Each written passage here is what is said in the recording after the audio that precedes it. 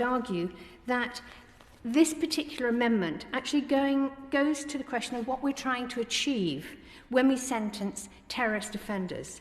So are we locking up monsters and not letting them out again in the hope that prisoners are going to crush them, contain them, whatever?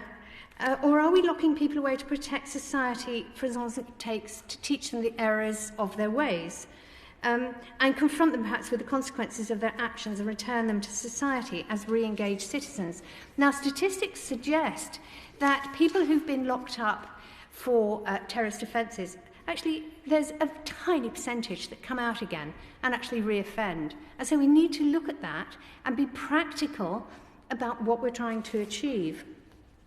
And it's easy for the government to sort of to appear to be tough on crime and throw red meat to the tabloids and satisfy the people who think that anything less than the death penalty for almost every crime is being soft on crime. And I think there might be people on the government benches who think like that. But actually, it's much harder for the government to do the tough work of reintegration into society.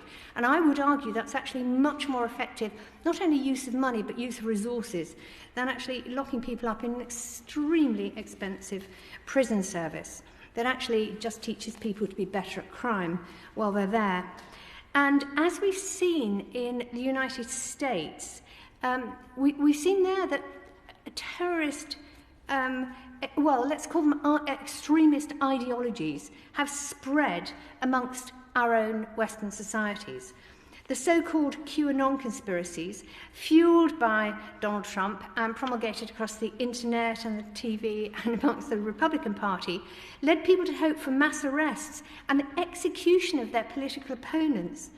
Now, this is a domestic terrorism movement, and it's growing, and it exists here in Britain. So we're going to be encountering a completely different sort of terrorist, a white terrorist, just for starters. And the government actually has to step up. The problem's growing, and the solution is not just to lock more people up. It's actually to learn how to deal with this at source, but also once people have offended. And so I think the government needs to rethink this a little bit and be a bit more practical and less reactive to perhaps transitory public opinion.